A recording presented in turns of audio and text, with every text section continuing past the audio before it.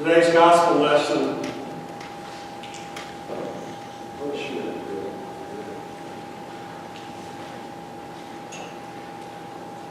Today's gospel lesson is from Mark chapter 1, verses 21 through 28. They went to Capernaum, and when the Sabbath came, he entered the synagogue and taught. They were astounded at his teaching, for he taught them as one having authority, and not as the scribes. Just then there was in their synagogue a man with an unclean spirit, and he cried out, "What have you to do with us, Jesus of Nazareth? Have you come to destroy us? I know who you are, the Holy One of God." But Jesus rebuked him, saying, "Be silent and come out of him." And the unclean spirit, convulsing him and crying with a loud voice, came out of him. They were all amazed, and they kept on asking one another, "What is this? A new teaching with authority. He commands even the unclean spirits, and they obey him."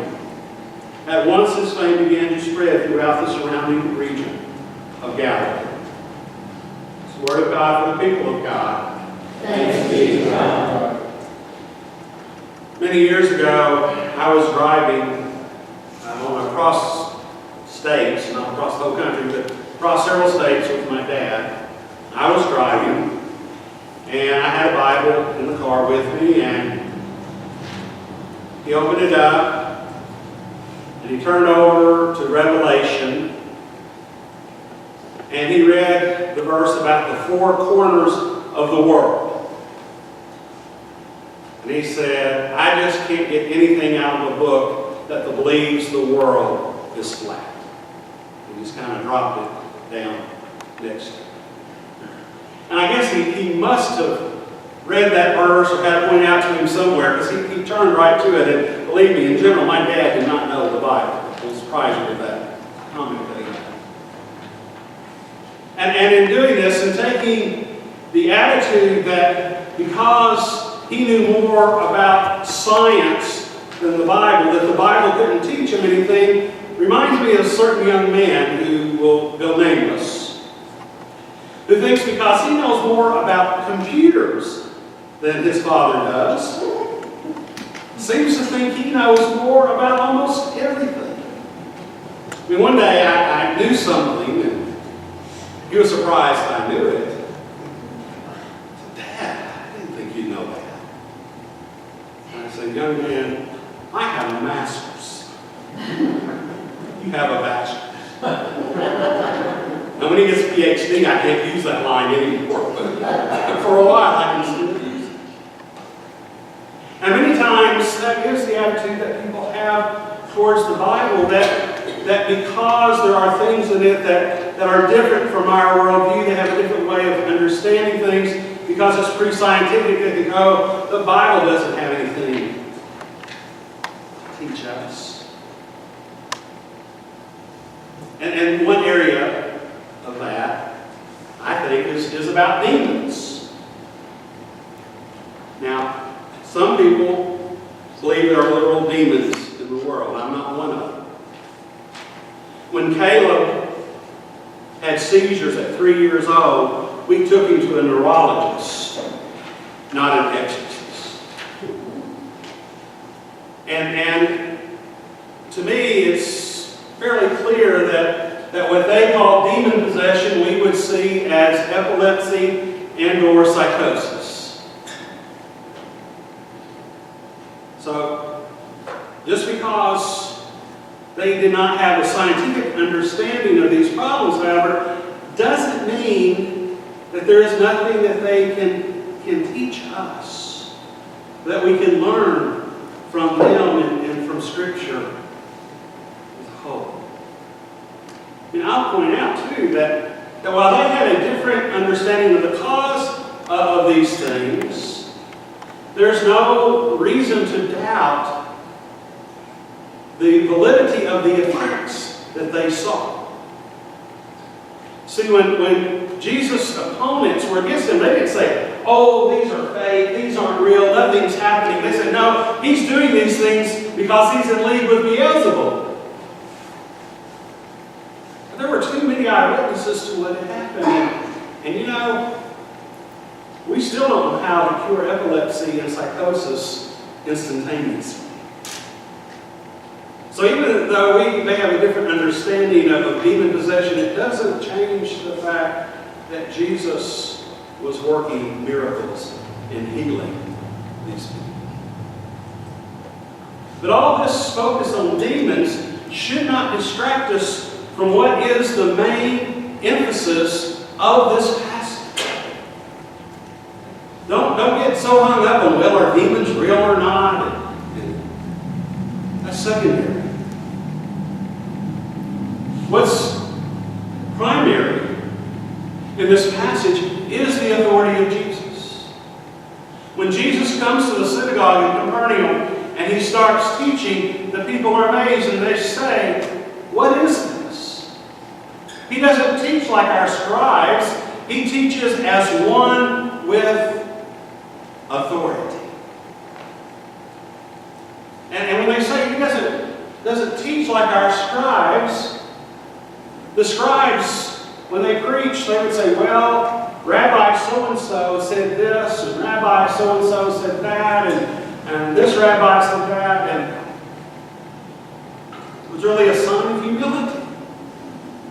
They were saying to people, now, don't take my word for this. I don't expect you to believe this just because I'm here. This is what all the others have said. It's really not any different than when we preachers say, well, remember St. Augustine said, or remember Frederick Buechner says. Essentially the same. But Jesus didn't have that modesty. He didn't cite other rabbis or other authorities. He spoke as if the people should believe what he said because he was the one saying it. If you'll note here, Mark doesn't even tell us what he was teaching. We don't know if it was a parable. We don't know what Jesus is teaching because that's not what's important to Mark at this point. It's the fact that Jesus teaches as one with authority. And as he is doing his teaching, he's interrupted by a man who is possessed. And then Jesus is able to exorcise whatever demons the man had.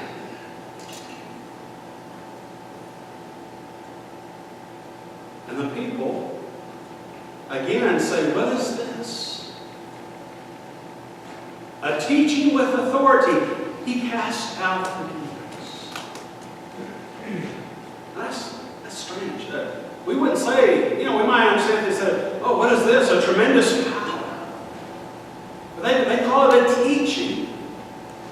And it's not a matter of translation. It's just as odd and strange in Greek as it is in English. Call casting out demons a teaching. And Mark's point here seems to be that what Jesus taught is secondary to who he was. That what is primary is that Jesus is the Holy One of God who has come to destroy all that is evil in the world. It's who he is that is primary to what he said. And this sets up for us the question,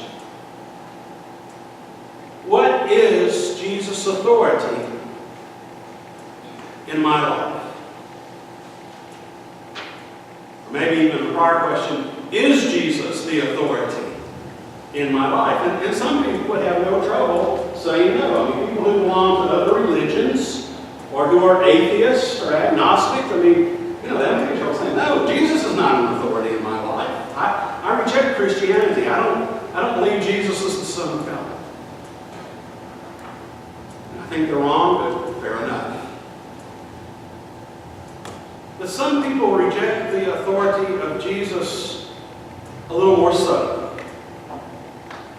They like Jesus. They think he's a good guy. And they consult what he has to say. But he is not the authority in their life they let they judge what Jesus said, and instead of letting Jesus judge them. Now, for some people, Jesus is more of a life coach than the Lord. But this passage demands that we make a decision. What is the authority of Jesus in our lives? Is Jesus the authority? Is he a life coach, or is he our Lord? Is he someone that we take what he says and we consider it and then we use what we want and neglect the rest? Or do we surrender our lives to him and live for him? And follow his lead, that we are his disciples.